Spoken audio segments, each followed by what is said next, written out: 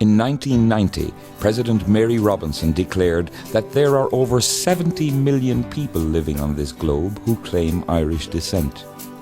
This is an extraordinarily high figure, considering that at that time the combined population of the south and north of Ireland was barely 5 million. Donald Akenson points out that more than any other European nation, Ireland in the 19th and 20th centuries was characterised by immigration. In relation to its size, it lost more of its population through out-emigration than did any other major nation. When discussing the diaspora, we need to define what we mean by Irish. In this context, the Irish include all those who made or make their permanent home in Ireland, plus all who emigrated from Ireland and their descendants. The development of Irish studies has provided much properly researched material which often reveals previously held opinions to be little more than myths, evolved from generalizations without adequate support of evidence. Such a myth is the statement by William Shannon that the Irish were a rural people in Ireland and became a city people in America, and his conclusion that the Irish rejected the land for it rejected him.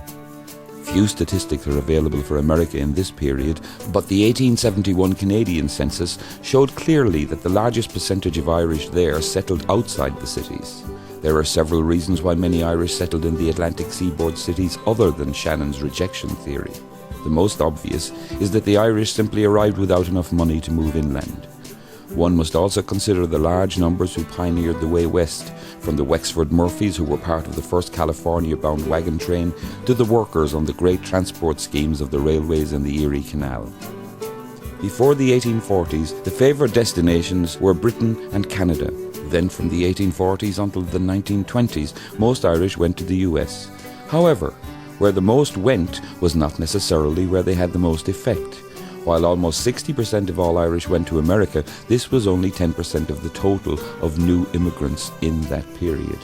Less than 5% of the outgoing Irish of the same period went to Australia, but they accounted for almost 25% of all arrivals. 40,000 Irish were transported to Australia between 1788 and 1853. Contrary to myth, less than 2% of these were convicted of political offences, and these convicts were a small percentage of the Irish who settled down under.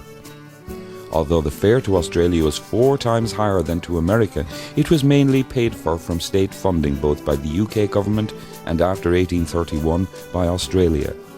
Assisted migration to increase the labour force was also available to British America, later known as Canada.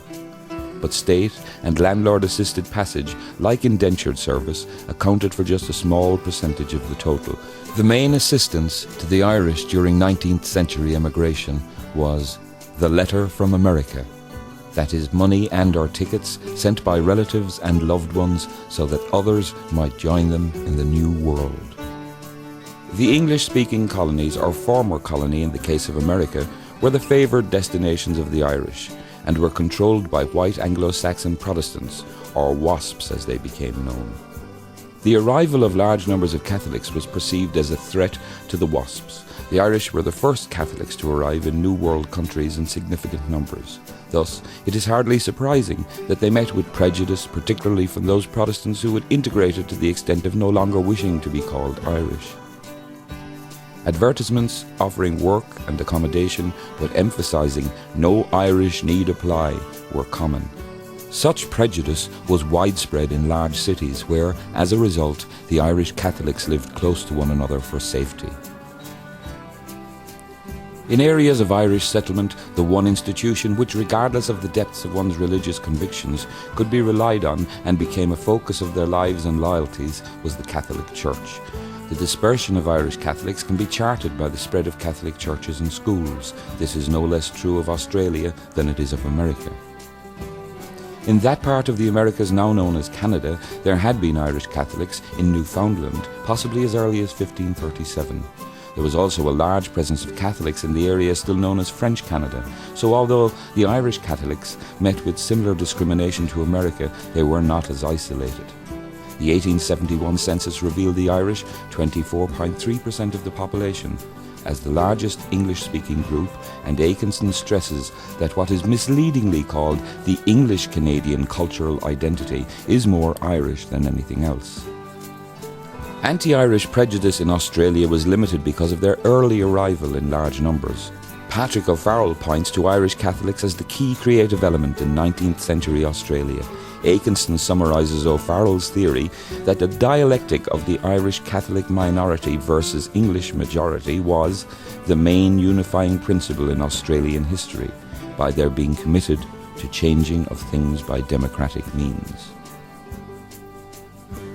In America, the turning point was the Civil War.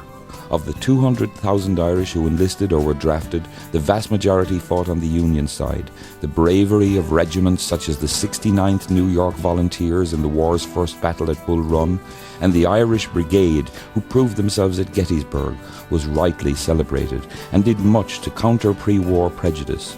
This paved the way for entry into US politics, both in the labour politics of the workers' organisations and unions and via city control, as in New York's Tammany Hall, to the role of major players in the Democratic Party. Between the Act of Union and the treaty, around 8 million people left Ireland. They became the largest ethnic group in and had a proportionally significant impact on the development of the New World societies.